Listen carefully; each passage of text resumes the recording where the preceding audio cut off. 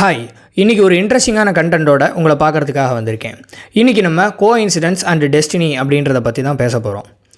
நம்ம லைஃப்பில் எல்லாருக்குமே ஒரு முக்கியமான இன்சிடெண்ட் ஏதாவது இருக்கும். என்னால் மறக்கவே முடியாது அப்படின்ற மாதிரி ஏதாவது ஒரு இன்சிடெண்ட் இருக்கும்.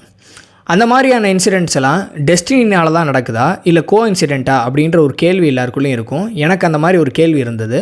ஸோ அதை பற்றி நிறைய தேட ஆரம்பித்தேன். அதை தான் உங்களோட ஷேர் பண்ணிக்க போகிறேன். ஃபர்ஸ்ட் கோஇன்சிடென்ஸ் அப்படின்னா என்ன? கோஇன்சிடென்ஸ்னால் தற்செயல் அல்லது எதேச்சை அப்படின்னு சொல்லலாம். அதை எப்படி புரிஞ்சுக்கலாம்னா, நமக்கு நடக்கக்கூடிய ஏதாவது ஒரு நிகழ்வு எதிர்பார்க்காம நடந்தது அப்படின்னா அது கோஇன்சிடென்ஸ் அப்படின்னு சொல்லலாம்.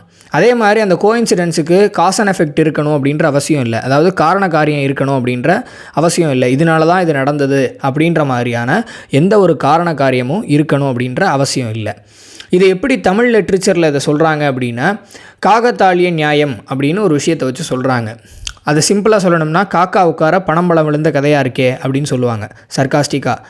அது என்ன அப்படின்னா, ஒரு பனைமரம் இருக்குது. அந்த பனைமரத்தில் ஒரு காக்கா உட்காருது. அதே சமயத்தில் அந்த பனைமரத்தில் இருந்த பனம்பழம் கீழே விழுகுது. ஸோ கீழேருந்து பார்க்குறவங்களுக்கு இந்த காக்கா உட்காந்ததுனால தான் பனம்பழம் கீழே விழுந்தது அப்படின்னு தெரியும். ஆனால் அந்த காக்கா உட்காந்ததுக்கும் அந்த பனம்பழம் கீழே விழுந்ததுக்கும் எந்த ஒரு தொடர்பும் இல்லை. அதை தான் தற்செயல், எதேச்சை, கோஇன்சிடென்ஸ் அப்படின்னு சொல்கிறாங்க. ஸோ இதை பற்றி ஏதாவது சயின்டிஃபிக்காக ரிசர்ச் பண்ணியிருக்காங்களா அப்படின்னு பார்த்தோம்னா, பால் கேம்ரர் அப்படின்ற ஒரு ஆஸ்திரியன் சயின்டிஸ்ட்டு அவருக்கு நடந்த ஒரு 100 கோஇன்சிடென்ஸை எடுத்து ரிசர்ச் பண்ணியிருக்காரு. அந்த 100 கோஇன்சிடென்ஸுக்குமே ஏதோ ஒரு கனெக்டிவிட்டி இருக்குது அப்படின்றத மட்டும் அவர் புரிஞ்சுக்கிறாரு. ஸோ அதை பற்றி அவர் எழுதுகிறாரு. தி லாஸ் ஆஃப் சீரியாலிட்டி அப்படின்றதான் அந்த புக்கு. அந்த சீரியாலிட்டி தியரியை பிற்காலத்தில் ஆல்பர்ட் ஐன்ஸ்டீன் கூட ஏற்றுக்கிறாரு. அதை என்ன சொல்கிறார் அப்படின்னா, இது ரொம்பவே இன்ட்ரெஸ்டிங்கானது, அதே சமயத்தில் அபத்தமானது கிடையாது அப்படின்னு சொல்லி ஆல்பர்ட் ஐன்ஸ்டீன் கூட அந்த சீரியாலிட்டி தியரியை அக்செப்ட் பண்ணிக்கிறாரு. நெக்ஸ்ட்டு 1972 ஆர்த்தர் கோஸ்ட்லர் அப்படின்றவர் பேராசைக்காலஜி, எக்ஸ்ட்ரா சென்சரி பெர்செப்ஷன், சைக்கோகைனிசிஸ் இதெல்லாம் அவருடைய ஹைப்போதிசிஸ்க்கு எடுத்துக்கிட்டு அவர் நிறைய ரிசர்ச் பண்ண ஆரம்பிக்கிறாரு. ஸோ அதை வச்சு ஒரு புக் எழுதுகிறாரு. அதை பப்ளிஷ் பண்ணுறாரு 1972. அந்த புக்கு பேர் என்னென்னா தி ரூட்ஸ் ஆஃப் கோஇன்சிடென்ஸ் அப்படின்றதான் அந்த புக்கு பேர். அதில் என்ன சொல்ல வர்றாரு அப்படின்னா, நமக்கு நடக்கிற ஒவ்வொரு கோஇன்சிடென்ஸுமே டெஸ்டினியோட ஒரு பார்ட்டு தான் அப்படின்னு சொல்கிறாரு. ஸோ எல்லாத்துக்குமே ஒரு கனெக்டிவிட்டி இருக்குன்றத ஆல்ரெடி பால் கேம்ரர் சொல்லிடுறாரு. அதை வச்சு தான் அவர் ரிசர்ச் பண்ண ஆரம்பிக்கிறாரு. ஸோ அவர் என்ன கண்டுபிடிக்கிறாருனா, இது டெஸ்டினியோட ஒரு பார்ட்டு தான் கோஇன்சிடென்ஸ் அப்படின்றத கண்டுபிடிக்கிறாரு. ஆனால் டேவிட் மார்க்ஸ் அப்படின்ற ஒரு சைக்காலஜிஸ்ட்டு இந்த கோஸ்ட்லருடைய கருத்தெல்லாம் தவறானது, அவர் ஒரு சூடோ சயின்டிஸ்ட் அப்படின்னு சொல்லி நிறைய விமர்சனங்கள் பண்ணுறாரு. ஆனால் பிற்காலத்தில், அதாவது இப்போ ரீசெண்டாக 2020 டேவிட் மார்க்ஸ் தன்னுடைய கருத்தை மாற்றிக்கிறாரு. என்னென்னா, அவருக்கு ரியல் லைஃப்பில் அவருடைய பர்சனல் எக்ஸ்பீரியன்ஸை வச்சு அவர் மாற்றிக்கிறாரு. என்னென்னா, கோஸ்ட்லர் சொல்கிறது கரெக்டு தான், நம்மளுடைய கோஇன்சிடென்ஸ் எல்லாமே டெஸ்டினியை நோக்கி தான் கூப்பிட்டு போகுது, டெஸ்டினியோடைய ஒரு பார்ட்டு தான் கோஇன்சிடென்ஸ் அப்படின்றத அவரும் புரிஞ்சுக்கிறாரு. ஸோ இவ்வளோ நேரம் கோஇன்சிடென்ஸ்னால் என்ன அப்படின்னு தெரிஞ்சுக்கிட்டாச்சு. நெக்ஸ்ட்டு டெஸ்டினியை பற்றி பார்ப்போம். டெஸ்டினினா விதி அல்லது ஊழ் அப்படின்னு சொல்லலாம். அதாவது ஏற்கனவே நிர்ணயிக்கப்பட்டது, ஏற்கனவே தீர்மானிக்கப்பட்டது அப்படின்ற மாதிரியான ஒரு அர்த்தத்தை கொடுக்கக்கூடியது. இதை பற்றி தமிழ் லிட்ரேச்சரில் நிறைய சொல்லியிருக்காங்க.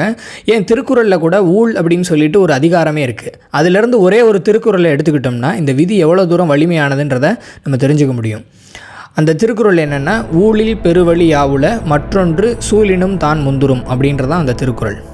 ஸோ அதனுடைய பொருள் என்னென்னா, நீங்கள் எந்த சூழ்நிலையில் இருந்தாலும் உங்களுக்கு என்ன நடக்கணுமோ அதுதான் நடக்கும், உங்களுடைய விதிப்படி தான் உங்களுக்கு நடக்கும் அப்படின்றதான் அந்த திருக்குறளுடைய லிட்ரலான அர்த்தம். ஸோ நீங்கள் என்ன தான் நினச்சாலும் உங்களுக்கு என்ன நடக்கணுமோ அதுதான் நடக்கும்ன்றது தான் வள்ளுவர் சொல்கிறாரு. இதே மாதிரி சிலப்பதிகாரம்னு தமிழில் 50 ஒன்று. அந்த சிலப்பதிகாரத்தில் இளங்கோவடிகள் ஒரு இடத்துல ஊழை பற்றி சொல்கிறாரு. ஏன் இளங்கோவடிகள் சொல்கிறத ரொம்ப மெயின் பண்ணி சொல்கிறேன் அப்படின்னா, இளங்கோவடிகளுடைய இளமை காலத்தை நம்ம எடுத்துக்குவோம்.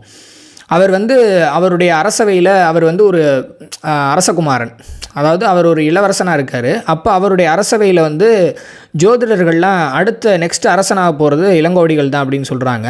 அவங்க சொன்னதெல்லாம் பொய்யாக்கணும் அப்படின்றதுக்காகவே அவருடைய சகோதரனை அரியணையில் ஏற்றி சகோதரனை அரசனாக்கி இவர் அவங்க சொல்கிறதெல்லாம் பொய்யாக்குறாரு. அப்படிப்பட்ட ஒரு இளங்கோவடிகள் அவர் சிலப்பதிகாரம்னு ஒரு இலக்கியத்தை எழுதும்போது தமிழில் இன்றைக்கி யாருக்குமே தெரியாமல் இருக்காது சிலப்பதிகாரம் அப்படின்னு சொன்னாலே. ஸோ அப்படிப்பட்ட ஒரு விஷயத்தை எழுதும்போது ஊழ் அப்படின்ற விதி அப்படின்ற ஒரு கான்செப்டை அந்த இடத்துல கொண்டு வராரு.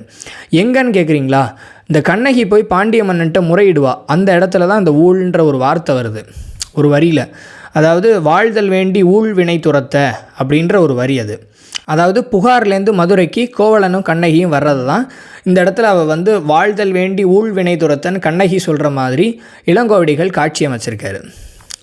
ஸோ இதெல்லாம் ஏன் நடக்குதுன்னா விதியினால தான் நடக்குது. இவங்க வந்து மதுரைக்கு வந்து இந்த மாதிரி கோவலன் சாகனம்ன்ற ஒரு விஷயங்கள்லாம் அவங்களுடைய விதினால தான் அவங்களுக்கு நடக்குதுன்றது தான் லிட்ரலாக அந்த இளங்கோவடிகள் சொல்ல வராரு. ஸோ இந்த மாதிரி நிறையா இடங்களில் தமிழ் லிட்ரேச்சரில் இந்த ஊழ் அப்படின்ற விஷயம் வந்து சொல்லப்பட்டிருக்கு. ஒருவேளை இதெல்லாம் கேட்டதுக்கப்புறம் எல்லாமே விதிப்படி தான் நடக்குமோ, வள்ளுவரே சொல்லிட்டாரே, இளங்கோவடிகளே சொல்லிட்டாரே, அப்போ நான் பண்ணுறதுக்கு ஒன்றும் இல்லையா, அப்போ நம்ம பண்ணுறது எல்லாமே வேஸ்ட்டா அப்படின்ற ஒரு எண்ணங்கள் வரலாம். ஆனால் அதுக்கும் திருவள்ளுவர் ஒரு குறளை வச்சுருக்காரு. தெய்வத்தால் ஆகாதெனினும் முயற்சிதன் மெய்வருத்த கூலி தரும் அப்படின்ற ஒரு திருக்குறள். விதியை தெய்வம்ன்ற வார்த்தையிலையும் குறிப்பிடலாம். ஸோ அவர் இங்கே என்ன சொல்ல வர்றார் அப்படின்னா, உன்னுடைய விதி உனக்கு அது நடக்கக்கூடாது, அது கிடைக்கக்கூடாது அப்படின்னு இருந்தாலும் நீ தொடர்ந்து விடாமுயற்சியோடு இருந்தேன்னா, தொடர்ந்து முயற்சி பண்ணிக்கிட்டே இருந்த அப்படின்னா அந்த விஷயம் கண்டிப்பாக உனக்கு நடக்கும் அப்படின்றதான் இந்த திருக்குறளுடைய அர்த்தம். So practice practice practice that is a way to success அப்படின்னு சொல்லுவாங்க. ஸோ எல்லாருமே ஏதாவது ஒன்று நடக்காது கிடைக்காது அப்படின்னு தோணுச்சுன்னா கண்டிப்பாக அதை நோக்கி நிறையா முயற்சி பண்ண ஆரம்பிங்க. அதை பற்றியான உங்களுடைய அறிவை வளர்த்துக்குங்க, தன்னம்பிக்கையோடு செயல்படுங்க. கண்டிப்பாக ஒரு விஷயத்தை உங்களால் நடத்தி காட்ட முடியும். மேபி உங்களுடைய விதி அதை உங்களை பண்ண விடலை அப்படின்னாலும் உங்களுடைய முயற்சி, உங்களுடைய மன வலிமையை வச்சு நீங்கள் அந்த விஷயத்தை சாதிக்க முடியுன்றதை மட்டும் ஞாபகத்தில் வச்சுக்கோங்க. ஸோ இதே மாதிரி ஒரு இன்ட்ரெஸ்டிங்கான கண்டென்ட்டோட உங்களை திரும்ப வந்து சந்திக்கிறேன். அது வரைக்கும் signing off from Madhavan. Bye.